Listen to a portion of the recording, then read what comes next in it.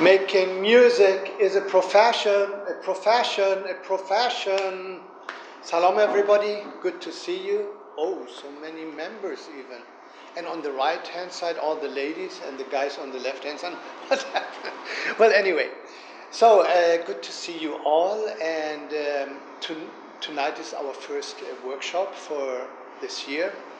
And I invited David Newhoff, thank you for coming, who is a copyright activist and advocate.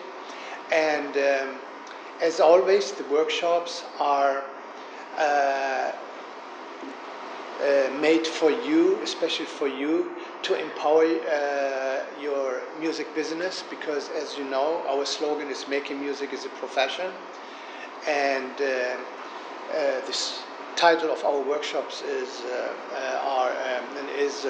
Make Music Your Profession. So David came all the way from upstate, and being honest, I have already a lot of respect for his work, because mostly he's done it voluntarily, because he's a music fan and a music lover, and he knows and believes that making music is a profession. Actually, he participated also in our visibility online campaign called #Making Music is a Profession. So for about 5 years, I think, right? He's been researching and all issues about copyrights and about the copyright law. And I think this is a topic which is very important for us musicians, professional musicians, to know about. And it's also very important that we appreciate what David has done for us already, because he will make clear in this workshop that we are professionals, and we have to defend our musician rights, and we have also to defend our ownership of music we have created. So I hope you will appreciate all his advice and all his ideas. And David, thank you very much for the great work you did. I've been writing about copyright issues for about 5 years now, and I also work as a consultant with an organization called Copyright Alliance, which is based down in Washington, D.C., which I'll talk a little bit more about. What really got me started, which is actually a point I want to bring up in this context, and just to frame this, what I thought would be a good idea to talk about is copyright activism itself.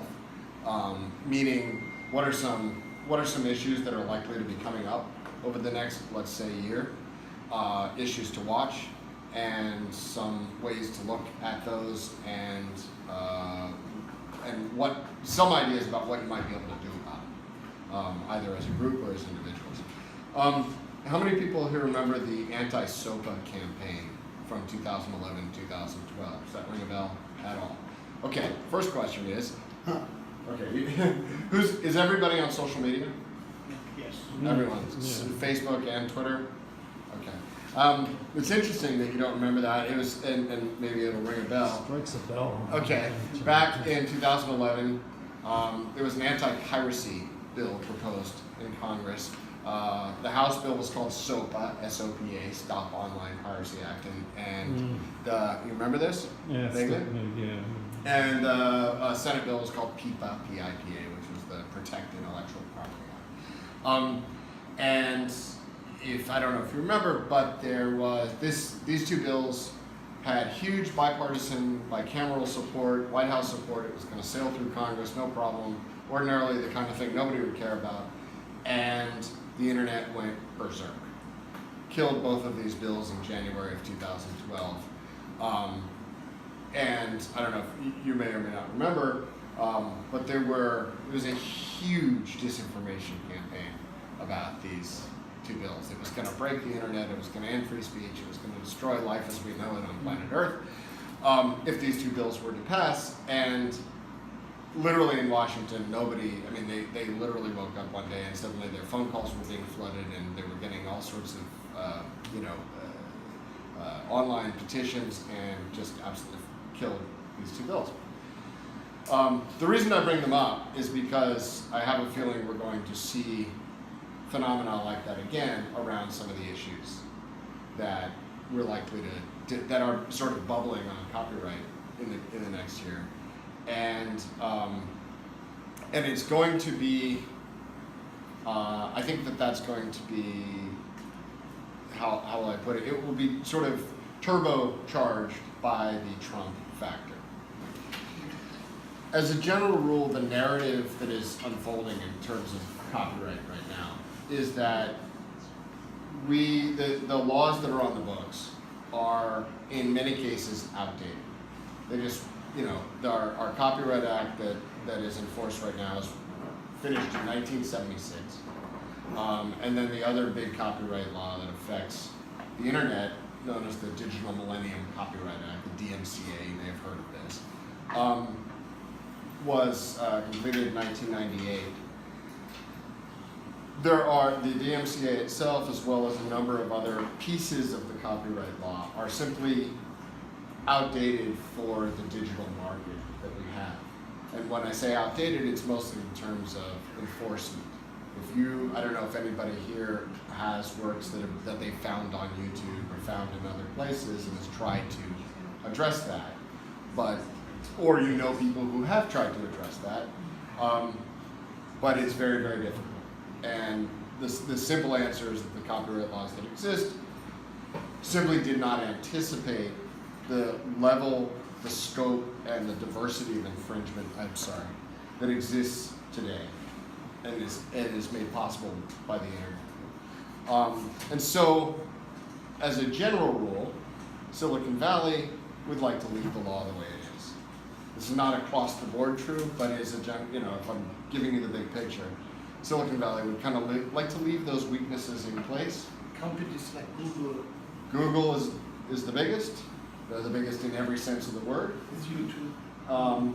But a lot of the weaknesses actually favor their interests, and so they would kind of like to leave the laws the way they are, whereas copyright interests, copyright holders are trying to say, no, it's time to update and fix the law to better protect people, and I'll talk about some of the specifics. And so that's kind of where these stories play out in terms of the press and PR, memes you'll see on Facebook, on Twitter. That's why I brought up SOPA. What we're likely to see is if we start to make progress in any one area, you're going to see a backlash, a very well-funded backlash, by the way, from Silicon Valley saying, no, this is going to insert trauma here. Mostly it's going to be free speech. This will destroy free speech, or this will break the internet. Don't let them do this. And I suspect that in the context of the Trump administration, that message is going to be even more difficult to parse, because it worked under SOPA. They convinced people that, even under the Obama administration, that everybody was in favor of this law that was going to be so draconian and literally kill free speech. And it worked then. I suspect under the Trump administration it's going to be even easier to sell that message. He's already not a fan of the truth. He's already antagonistic toward the press. If I came along and said, see, we have a fascist president, and now they're passing copyright laws, it's an easy sell. And so one of the first messages I would give you is don't fall for it. And one important thing that I think people need to do, if in order to protect your own self-interest, whether you're composing and writing music and actually copywriting works of your own, or if you're a musician for hire, you still are dependent on somebody's works somewhere that they've written. So you have a mutual interest. It's going to be particularly important in the coming couple of years, I think, to stay very laser focused on the copyright issues separate from everything else. And they will get bundled into other things. They'll get bundled into free speech. They're going to get bundled into how the internet works. They're going to be, and to be, I'll address this as well in more detail, but the copyright champions, if you will, in Congress may be people you don't necessarily like on other issues. The copyright is written in the Judiciary Committee, specifically what's called the IP subcommittee. Many of those are members of Congress who've already pissed some of us off in other contexts. Since, yeah, please. The IP subcommittee, intellectual property. Yeah, intellectual property subcommittee. And you mean like Orrin Hatch? What's that? You mean like Orrin Hatch? Orrin Hatch is on the Judiciary Committee. Bob Goodlatte is on the Judiciary Committee. These are people who, in any number of contexts, are likely to, like I say, we may have issues with them on other subjects. They're not known to be supporters of the arts. But what's that? They're not known Well, to be it's a supporters mixed of the bag, arts. actually. In some ways, they are supporters of the arts, and many of them are definitely supporters of copyright law. Right. So that's what I mean. There's an extent to which you have to sort of separate your issue from other areas that the same senator or member of Congress you may disagree with them on a million other things, as I do. But that's part of the trick, and it's part of how what I'll call the sort of copyright opposition. They function by association. They function very much by vilifying. So that they'll say, well, this person is against this and that, so no wonder he's in favor of copyright. It's an easy trick to work, to run. It's frankly how a lot of our politics work, and it's very difficult to separate the issues. Anyway, that's sort of a general overview, and forgive me if I've already said 10 things that, or I've lost you. Please interject. Questions? It's a simple trivial question. Yeah. No. Basic. Yeah. Very, very basic. Yeah. Why is copywriting so important to artists? What's the purpose behind it? It's an excellent question. And are you asking as a sort of devil's advocate question, or yeah. Okay. But no, it's a I very know the answer, but okay. It's It's an excellent question because a lot of people think that it isn't anymore. But the bottom line answer is, the way I often explain it to people, especially if you're an independent creator, is the closest thing you have to a labor right. We don't want to be called independent creator. Okay. It's very important that even in a workshop like this, that terms, it should be like at least musician or professional musician. Because with creator, it can be anybody. Okay. Well, understand that when I'm talking about copyright, I do mean anybody, because I don't it doesn't just apply to musicians, of course. Right. But I'm thinking, and while we're talking, so an attorney will refer, a copyright professional or attorney will refer to an author. That's the technical term for anybody who creates a work that is copyrightable. They're an author, whether they're a musician or a choreographer. They're all an author in a legal sense. More generically, we tend to say creator because it's a little more inclusive. And people, of course, confuse author with book author very often. But to answer your question, it's the only thing that empowers you to negotiate terms for your work as a creator, period. That's all you have. If you write a sonata or a rock and roll song and you have a notion of selling it to anyone in any context, it's the only legal instrument that gives you the ability to negotiate those terms. And that's why I say it's akin to a labor right. If you're in a union, they negotiate your terms. They help you negotiate your terms as a group. But if you're that's why I say independent. If you're working on your own, you've got your own creation, this thing I've made, you don't have a group. You've got you and your work, and that's all you have is your copyright interest in that. Or maybe ownership. What's that? It's ownership. Yeah. Or if there's infringement, someone borrows it, or borrows, a little piece of it, Sure. you have the rights to say, hey, that's mine, if you want to Exactly. license it. That's right. So, and of course, copyright grants you a number of rights. And the other answer to your question is, this gets a little bit philosophical, but I believe in it, is that as an author of a work, it should be your choice how that work is exploited. That's, choice is the most fundamental piece of copyright. You should decide, I want to give this away to charity. I want to sell it for $1 bazillion if I can get it. I want to share it with, a school. It doesn't matter what your desire is, that desire should be honored. And copyright is your legal right to make sure it's honored. And that can include even creative choices as well. A lot of people think it's always about money.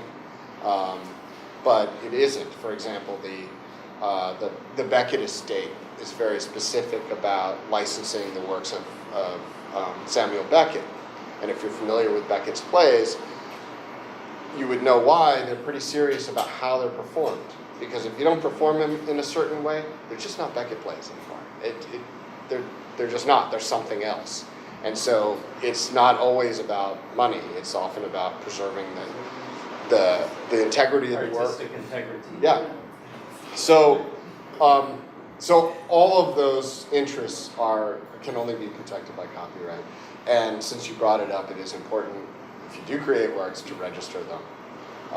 Your ability to enforce copyright exists the moment the work is created automatically, ever since 1976. It's not required that you register, but enforcing without registration is difficult.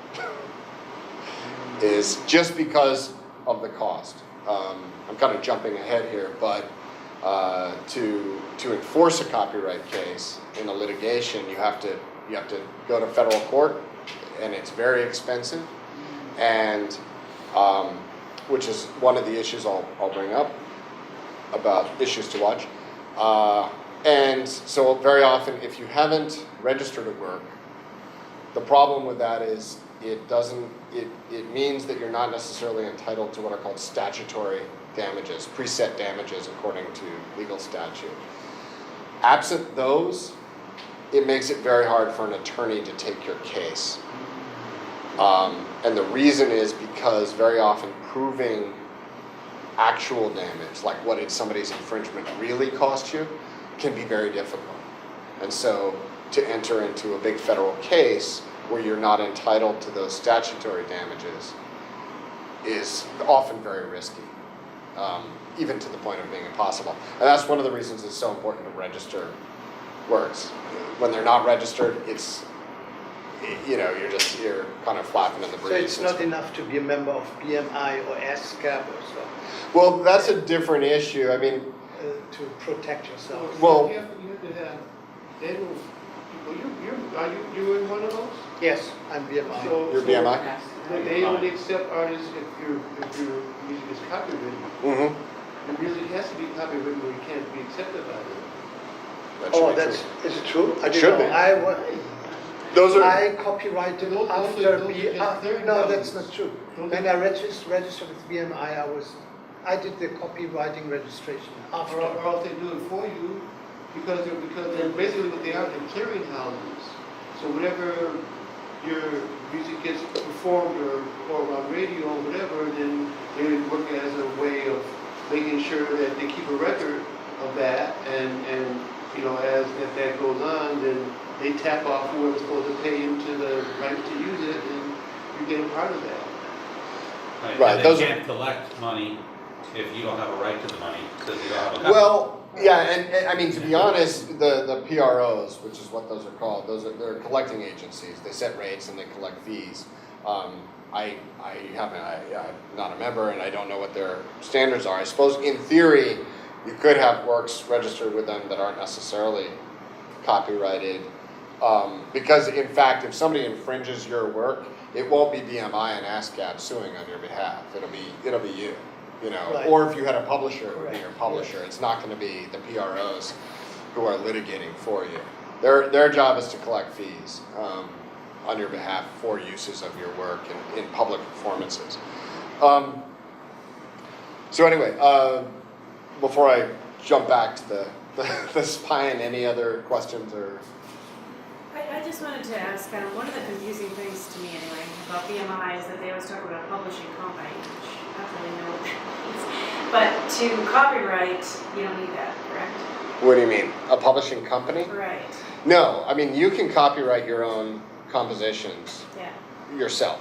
Because I mean, I'm a member of BMI. Uh-huh. You know, I have music copyrighted and then I can register it with BMI, but I'm never quite sure.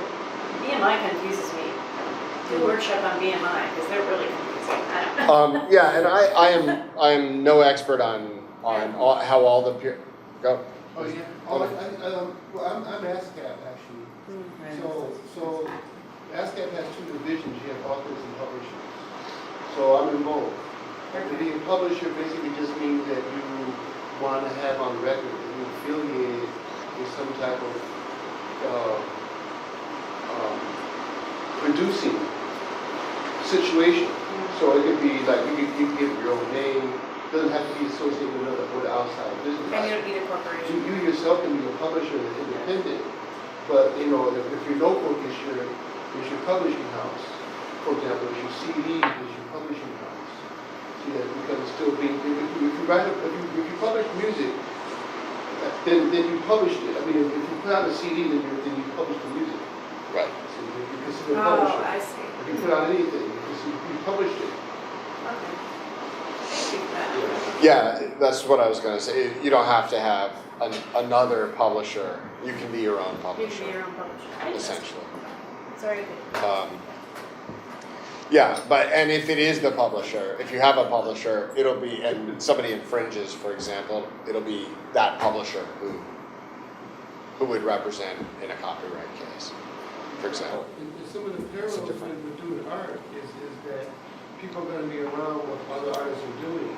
And there's always going to be, every now and then, someone's going to jump off and kind of usurp what somebody's doing. And it could be a trend, it could be something very specific. But also more important to copyright your material is the fact that if somebody strikes first, for example, and it takes your idea and copyrights it before you get a chance to do so. There's certain laws like intellectual property protection and so on. You have to show some kind of record that you actually have been working on something. A lot of artists don't necessarily always have that.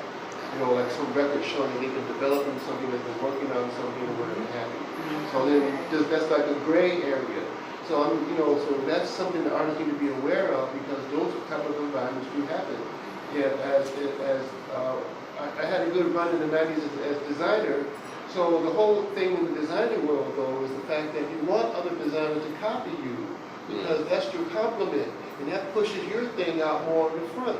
Louis Vuitton was okay for a lot of years with all the knockoffs until he just said, okay, that's enough, and then they decided to sue. It wasn't that they weren't aware that they were being made foreign and sold on the street at a fraction of the cost, but that made the original thing even more sort of prestigious. And it was a business maneuver, and business involves like dealing with public psychology and creating trends and bringing people along with a certain type of interest. And it's a big science.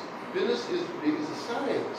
So if you copyright something and you say, okay, this is mine, and someone says, wow, I really like it, that's where the licensing part comes in.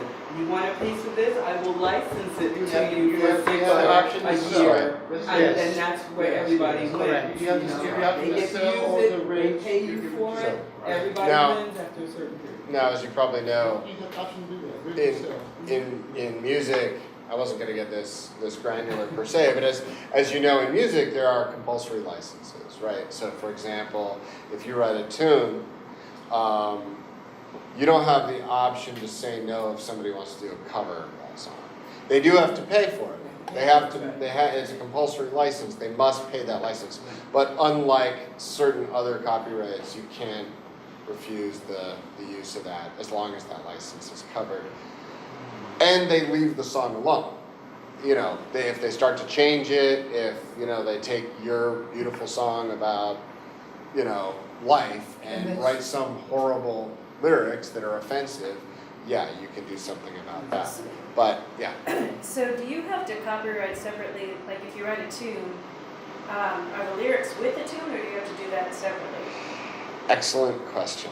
That gets, I don't remember, because for one thing, I don't, you probably know. I know. Because you guys. Go ahead, you do. If you decide that your song is a composition and has lyrics and it's one created thing, then of course Of course. you have to when you copyright both the lyrics and the As two different things. no in the same Oh, composition in one. as in one composition. But you also have the option if you think that if you want to establish your poetry as prose, Yeah. you also have the option to also Hey, Tessa. use the words as prose. Thanks for coming. Not the music book, as a literary. Yes. And it's a So separate joining us category. late is Tessa Lena. Yeah. Tessa is a wonderful musician, Thank you. and here she is. Nice to meet you, sorry I'm late. No, thanks for coming. This has turned into a Q&A session, which is fine. So, for instance, like What Jewel. about copywriting collections? Like how do you dispose of poetry? One day, give me an example. One day I was cleaning up at home and I found a folder. It was about that thick of Yeah. sheet music of music that I wrote. Uh-huh. And I keep finding files on my computer, music that Yeah. I recorded, and can I what's the deal about copywriting entire collections? like Not that? possible. Yeah, you got to copyright each composition. song. Each one, just one. Well, because you want it that way ultimately. It depends because- on you Well, and whether you want to pay That's like 500 $35 a pop. I know, Yes. wait, Yeah. yeah, I mean, is I've there a got- way you can compile it? I'm not, there might be. You can put it as a volume, but Yeah. you can say the wonderful world of Dawood. Oh, there you go. You give it title, then it's Yeah, such and such a, yeah, And it contains Dawood, like 100,000 Dawood's excellent songs. adventures. That's definitely And- 35 bucks. and- One through 11. And maybe change the title to like movement 1, movement 2 or something. Then- Oh, then Opus maybe- Yeah, I got, Also known on as. BMI, I got Yeah, like 127 Yeah. They have titles. Yeah. inspectors, they have inspectors, I they can't like, afford to they pay don't like like. 35 They're not all You're right, registered you're with right, the copyright. inspectors don't like it. Right. Well, The since that inspectors don't like it. When they see something like that, the inspectors don't like it. Since that came up, one issue I was going to mention, because of course, again, not a copyright attorney, but an advocate of copyright, and issues that we face from a policy standpoint. One big issue to watch in the coming year is going to be the U.S. Copyright Office. Couple of reasons. One is, to your point, modernization. The Copyright Office needs modernization badly. It's there are things like cost of registration. The turnaround time on registration is very slow. The 6 months. the computer systems are antiquated. It's a government agency. It's to be expected, but it's extra antiquated for a variety of reasons. And this creates a number of issues, obviously, for barriers for people to be able to register their works. And in fact, there was just recently an article written by a colleague of mine named Chris Castle. Chris is a wonderful attorney and blogger based in Austin. And if you should, in fact, I'm gonna give you a list of some sites to follow and stuff like that. He writes a blog called Music Tech Policy, and Chris is really funny and really good. And he just did a piece that appeared in the Huffington Post about a little loophole in the copyright law. I think it's section 115 that enables people you can get a compulsory license for a song, for the use of a song. This is really on the composer side, not the artist side. By simply sending a notice of intent to use that song to the Copyright Office. This was a default written on the premise that you wanted to use a song but you couldn't find the songwriter, and that you were going to try to find the songwriter. Now, of course, like so many other aspects of the copyright law, it was written in a time when people were imagining one song at a time, 2 songs at a time. You're trying to find this, so you could send this notice of intent to the Copyright Office saying, I want to use, Blue Bayou and Crying by Roy Orbison, and I'm gonna send it to the Copyright Office, and then I get this compulsory license, and I'm covered, presumably while I continue to try to find the composer. But very recently, and point you to this article, Chris Castle has written about the fact that Google and Amazon have been sending NOIs to the Copyright Office in the millions, simply covering their butts on the use of songs, using their incredible data capacity to simply just flood the already overwhelmed U.S. Copyright Office with these notices of intent in order to get these compulsory licenses and potentially avoid paying people their royalties indefinitely. So that's just to give you an idea of one little loophole in the copyright law that should be fixed, that of course these very large data companies with their gajillions of dollars have just figured out a way to exploit. Would that be Spotify as well? Actually no, Spotify, I don't think, because Spotify, they already have deals in place. I forget, forgive me, but exactly. But the three companies that are doing it are Google, Amazon, and Pandora. What do you say? Well, I'm on Spotify, and I sure don't see anyone. No, you don't, because no, and that's partly because the negotiated rates, especially for the songwriters, are terrible. That's why, like you hear. I mean, they are. They It's 001. It's why, like, you'll see somebody, even a megastar gets 20 million plays and they can buy a pizza with it. But I'm glad that you said that, because I've just written it off as like free publicity. But on the other hand, you want to flagellate yourself if you think, Yeah. I didn't register something right, that's why it happened. No. But the last CD I did was on Spotify before I even had the CD in my hand. Yeah. So The negotiated deals with Spotify. Spotify is just a bad deal. It's a let's black. prefer to look at it as free publicity. Right. So that's just one example of something. Whether or not that section will get addressed is hard to say, and even if it does, I'm not sure it will necessarily be a major topic in the news. A huge topic that's going to is already in the news and is probably likely to continue is the DMCA.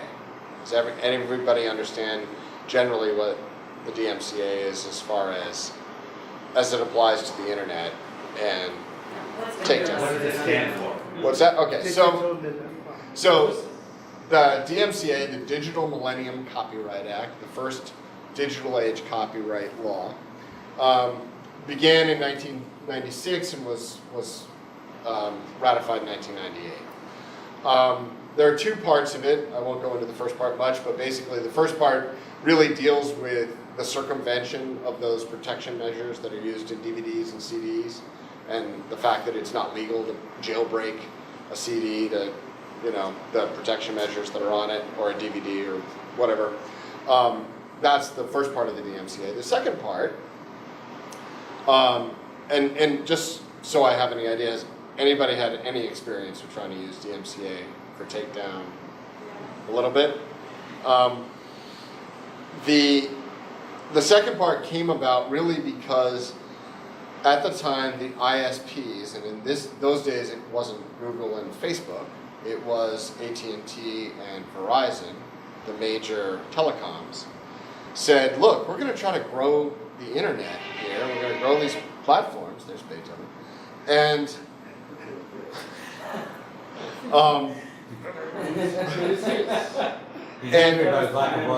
and we're do I gotta pay royalties for using that? No, you're cool. You're good. You're good. And so they basically said, look, we need a liability shield because we know that people are going to infringe copyrights all the time. They're going to upload songs, and they're going to upload videos, and they're going to put up photos, and they're not going to know what they're doing, and they're going to put them on our platforms, and we can't be sued left, right, and center every time somebody puts something on one of our platforms. So we need some sort of liability shield. And it really started that way, even though if you read about DMCA in the news, you would think that it was the other way around. So the compromise for that was, okay, if you want this liability shield, which today is referred to generally as the safe harbor, then what the rights holders want is a set of provisions that enable us to ask for works to be taken down. And so we're able to say that's an infringing file. Take it off your site, please. That's an infringing file. And there are a number of conditions in the statute that the ISPs, the internet service providers, are supposed to uphold in order to maintain that liability shield. Otherwise, if they don't uphold those conditions, they become liable for copyright infringement. Okay. One of the other pieces of the law actually says, Congress basically said, okay, fine, and also we want you guys to work together. We want the major rights holders and the major ISPs to work together to develop technical measures together to come up with ways to continue to solve copyright infringement. Guess whether or not that happens? It didn't.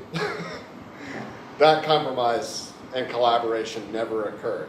Instead, along comes a platform like YouTube, which grew exponentially, of course. And part of the way YouTube gained so much vast market share was people loading stuff that doesn't belong to them, doesn't belong to YouTube. TV shows, that's where the Viacom lawsuit came from. Music. Today, YouTube is considered one of the major places to go for music. Some of that music is licensed and covered, a lot of it isn't. There's a lot of specifics about that. But good luck trying to use DMCA now, especially as an individual, taking down your music.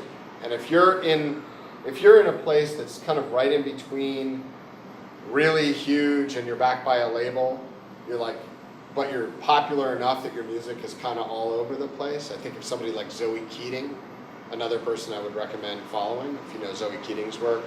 She's a cellist. She's had a lot of experience with YouTube and she writes about it.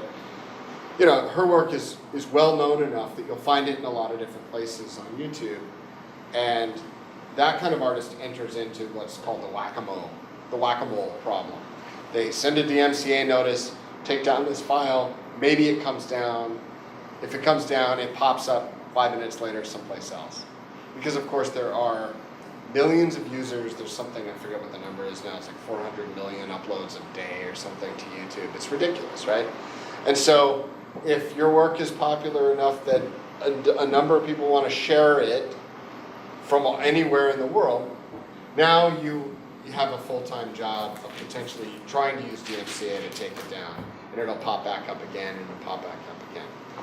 So one of the flaws with the DMCA is it just wasn't designed to enable you to really control the use of your work. If you're an independent, you're going to probably just give up. Because you haven't got the time. You look like you have a question.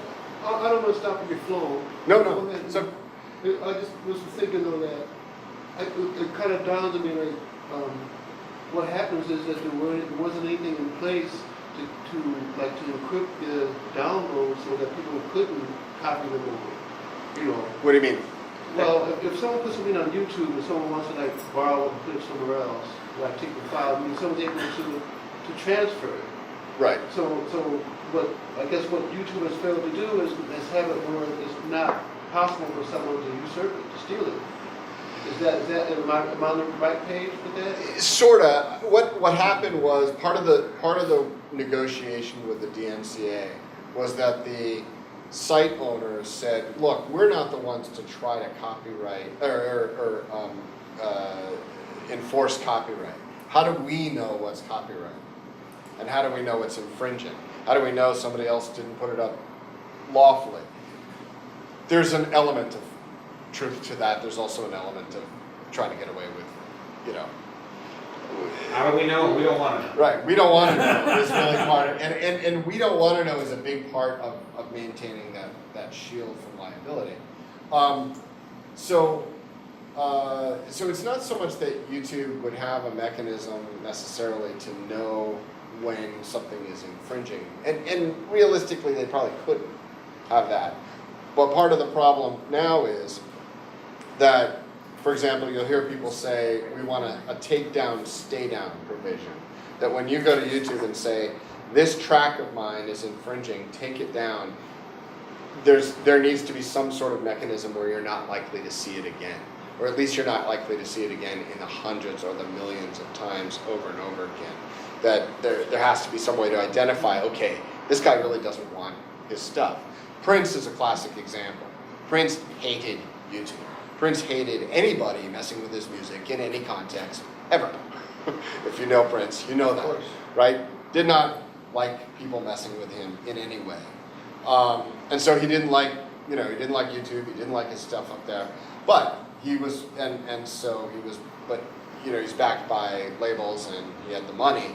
But he was known to be very, very aggressive about going after every use of his stuff if it wasn't where he wanted it to be. But good luck doing that if you don't have Prince's resources. Can I just ask one Yeah, question? yeah. So what about anybody who, let's just say, records a Beatles or a Paul Simon or a Billy Joel tune, and like in their living room or something, Yeah. and puts it up on YouTube? Okay. Is that breaking a law, or what happens with that? Two answers to that. A number of years ago, the major labels did do a deal with YouTube to cover a lot of that stuff. So a lot of the things that are under major label control have some blanket licenses to enable, cute kids doing Beatles songs in their rooms. And, we see them all the time. Isn't this person amazing? Right. Doing, Made a side deal. Blackbird or whatever. Yeah. So a lot of that stuff, if it's likely to be very popular mainstream stuff that's under contract, is probably going to be covered by blanket license. I can't say across the board that it is. In other instances, like I'm sometimes in contact. You guys know the artist Michelle Schacht? Yeah. Yeah. So she's a big. She writes to me often, and she follows my blog, and she fights with people all the time on this stuff. She's a great example where people will cover her song in a way that that she doesn't, I forget specifically, but where she doesn't necessarily like the way it's covered. That's technically, you could have that taken down if you haven't got a deal with YouTube. But it's not like and that the individual person didn't pay a licensing fee to cover your song. Right. But probably that person isn't going to get sued, that 5-year-old kid that put up her song. Right. Well, kind of like what happens again is it has to have a benefit. So like if you're gonna have something on YouTube that is someone just playing around the campfire. Right. So you're not making money off of that money. Exactly. Well, just to clarify though, just to be clear, because a lot of people make this mistake. Money doesn't have to change hands for an infringement to exist and for somebody to sue you for infringement. It's a huge mistake a lot of people make. That, hey, I'm not making money on this, but the rights holder is like, I don't care. You infringe my copyright, and they can still sue you. I think. No, it's absolutely, trust me. They might not, because it might not be I'm worth saying, it. well, They you can- see, okay, but. Well, what if a professional musician doesn't cover that? We still have to sue for value though. You can't just sue because Well- someone is being despondent about. See, there's another step where like the cease and desist thing goes on. Oh. Let them know that you don't want, you're using and you don't want to use anymore. If they continue, then that's like a marker that you use along the legal path that you're going to try to sell, because that means you need to give an acknowledgement that you're aware that someone is violated. In very It's like filing a police report, before you go to court, whatever.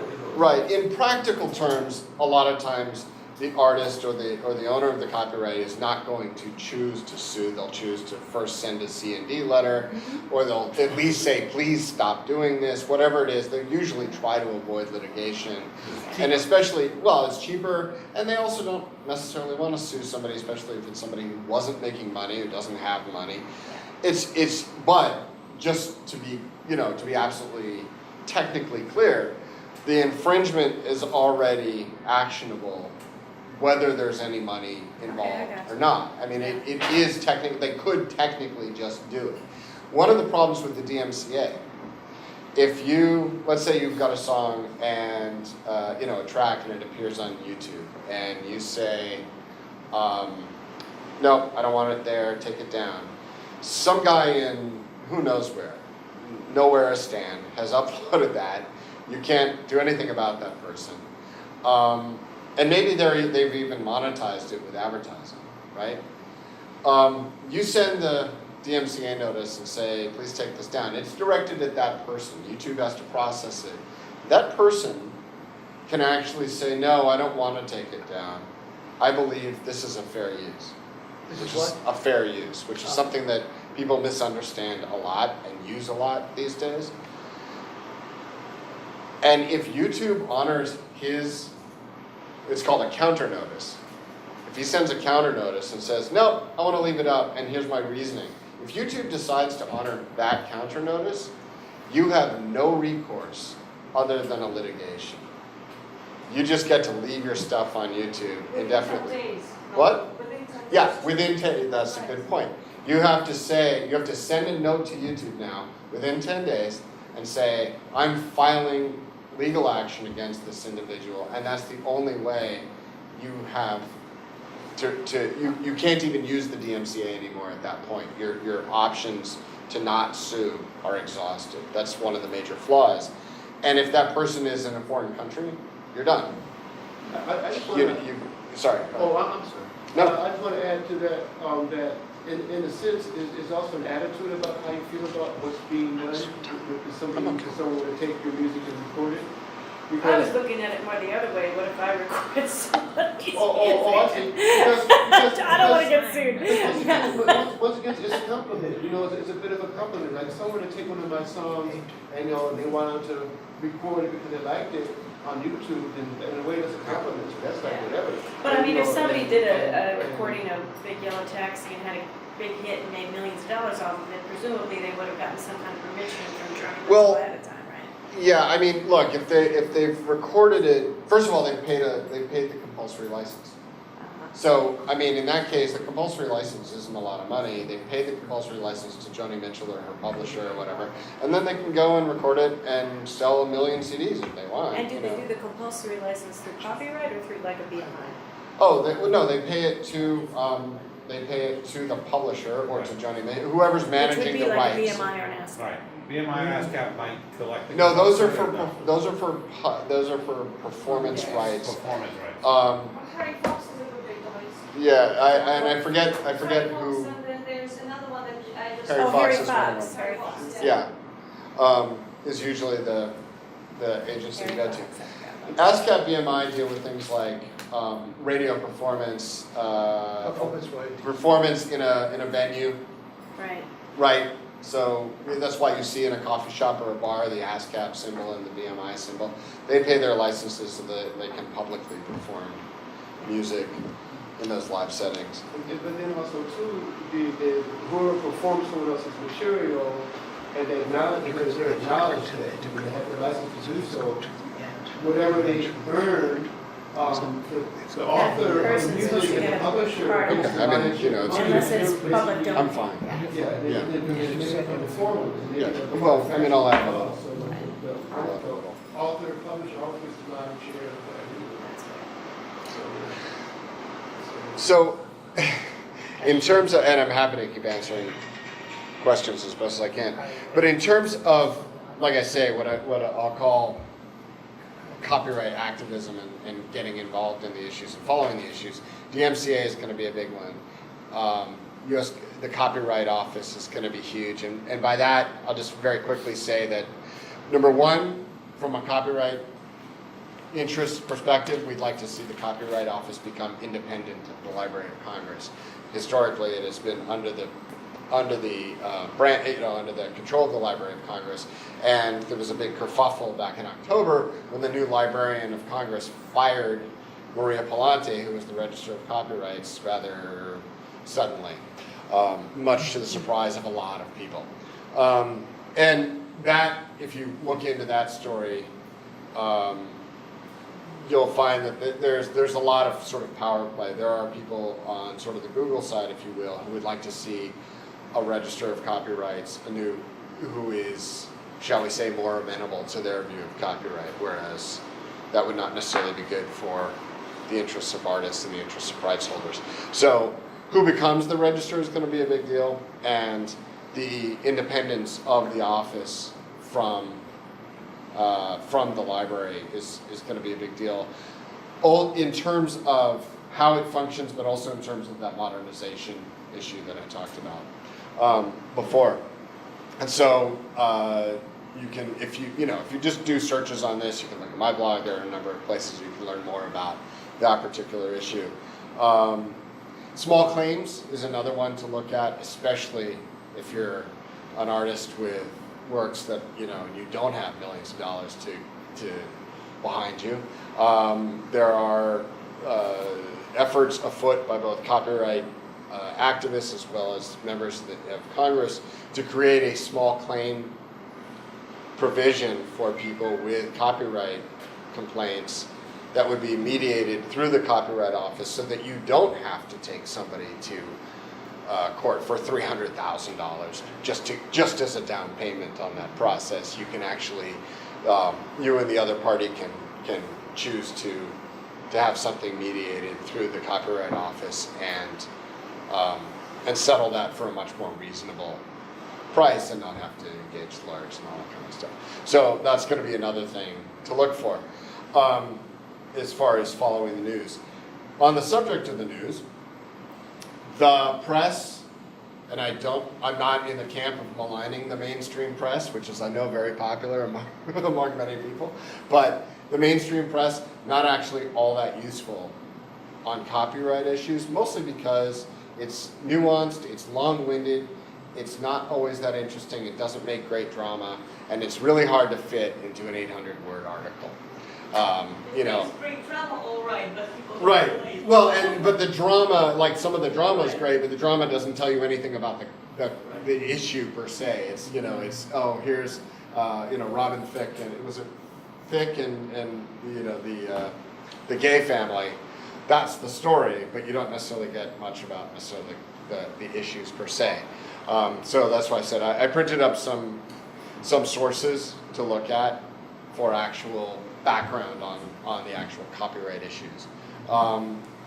And one thing I'll say about, I mentioned before, the Judiciary Committee, and some of those members may be focused on any, or have positions on any number of issues we don't necessarily like, but on copyright, a lot of these people are quite strong. And it's my sense, I don't know this for a fact, but it's my sense that a lot of these members of the judiciary kind of favor the artist side of things. They've been around copyright a long time. Based on their positions, they sort of are on our side. But they are terrified of what happened under SOPA. And so that's one of the reasons it's so important to organize and to get voices out there to show these people basically that there are constituents who are watching them, who care about these issues, and who are behind these issues. Because I think that given that kind of political cover, if you will, they would sort of rather go in our direction than not, if that makes sense. And one thing that you can do in addition to organizing is actually, I find that it really does, once you sort of learn about some of the key issues to follow, it actually does make a difference to confront friends on social media. Especially if, like I say, if for example we were to make progress on DMCA issues, I guarantee you that Silicon Valley and the Electronic Frontier Foundation and all these organizations are going to have full court press. They're going to look at that as an existential threat, and they're going to come out with every frightening sounding meme in the universe. Probably some friend will invariably share that on Facebook or whatever.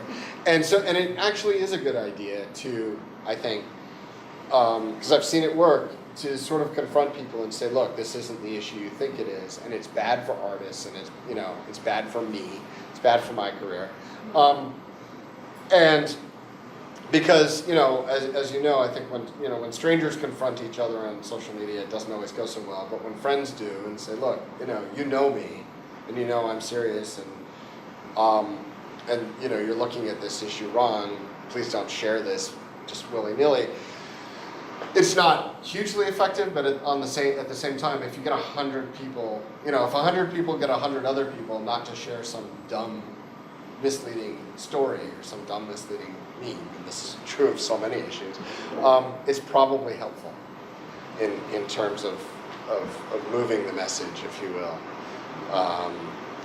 Those are sort of my big bullet points, and now I'll return to questions. And just real quick, are there any type of organizations out there that absolutely represent the artists for copyright issues only? Like, Yes, you and know, it's not the top. only- It's the top one on this list.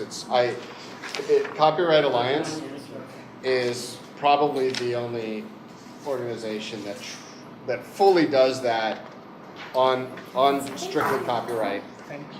Sure. Oh, sorry.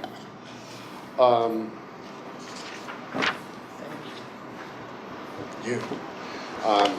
Tessa, by the way, has a wonderful blog. Did I not get? I'm sorry. Could you mention shortly your blog? Yes. Yes. Yeah. Actually, his blog is in our website, so he's mentioned He's as well. definitely a blog. Yeah, so my blog is the third one on there. It's called Illusion of More. And I write about copyright issues as well as sort of broader digital age issues, you know, questions like is social media actually improving democracy? My answer is no. That says your blog on this list? No, well, on my blog. You should read my blogs. Copyright, of course, the end of Send it to me. I will. I'll write it down. Uh-huh. Justifies Roberts.com. Yeah, and I apologize. I I'll shouldn't email put it your to blog on here. And, Yeah. but Tessa Fights Robots is another one. Tessa, I gotta remember what mine is. I think it's. I see that Okay. movie. No. Okay. Sorry. I just don't got it. But Testify robots? Tessa Fights Robots. That's the name. She's very funny and very serious at the same time. The three names that don't have websites. Maria Schneider, you may know, she's an excellent composer, and also when she does write about copyright issues, she's very, very solid on the issues. And I can't think of where. I mean, she's written on blogs. She's written, I think, in yeah, and Tricordist is on there. Do people know who David Lowery is? Camper Van Beethoven and Cracker, the two bands. Maybe not. I heard of the band. What's that? I heard of the band. You've heard of the bands, yeah, very 80s bands. Lowery is extremely active on copyright issues. He can be a little over the top. He's fierce. He's fierce. There are times he'll write something and I'm like, ooh, Dave, you know. But he's very fierce. He can be very funny. His blog, The Tricordist, is great. This is a mix of stuff that's more sort of serious, you know, analysis, and then other things that are more sort of lighthearted. Lighthearted is the wrong word, but more written in sort of layman's terms.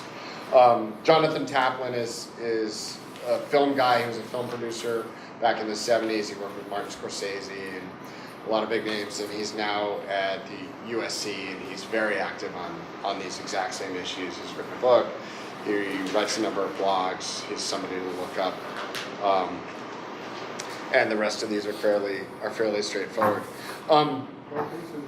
Yeah, and you can, and obviously there is a counter side. They're lying. I mean, the counter organizations, the EFF, Public Knowledge, Fight for the Future. These are all sort of very progressive-looking organizations. The EFF, I would describe as more serious, but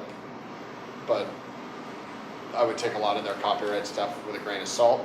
But you know, feel free to look at it. But they're definitely not in favor of copyright. The others, like Public Knowledge, I think they're completely out of their minds. I think they just plain make stuff up. And that's it, unless there are other questions. I mean, Good, that's it. that's enough. Can I? Yeah. Yes. From the standpoint of, so I'm a friend of David's, and I've been in politics for a very long time now. And I wanted to say, just to put a point on what David was just saying about the opponents, because if I was sitting in your place, I'd be like, well, who would be against us? Who's the other side? And when David listed those things, there are two main reasons that drive the opposition to the other side. And the first and biggest one is strictly straight financial gain.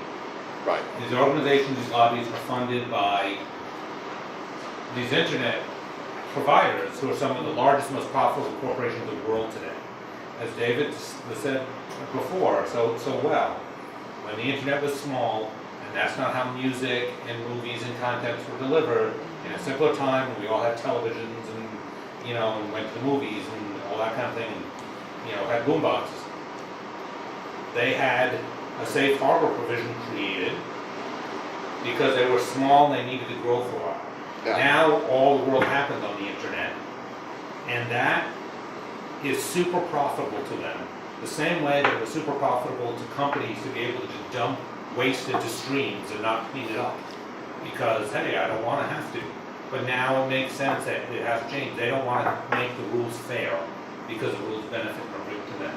And they're spending a lot of money to stop it. And then the second smaller thing is there is an ideological component that's sort of an anti-property feeling like that might be misguided, but this libertarian, like, property is theft, intellectual property is theft, should write a song and set it free and let everybody else use it to do whatever, because artists are supposed to, live in the woods and, play pan flutes and whatever. Well, they're also libertarian about their own parents. Yeah. Right. Okay, sorry, we don't have more time. Thank Let me tell you I don't know, maybe. something which I repeat always after the workshop. I learned again that we musicians should get our shit together. It's proved. So if you have anything where you have ownership, you must copyright it. It's a must. So this is the main thing we heard from David. Thank you. My pleasure. And I hope that David will come back sometime later, because this is something I think every year should be discussed in MFM. So MFM, whatever, will stand behind you, Oh, well, thank you. because that's our job. And actually, some of the people are actually mentioned or posted in our musicians' Facebook page. So, or they are listed in our friends page on the website. So, we are all brothers and sisters, so we should work together. That's very important.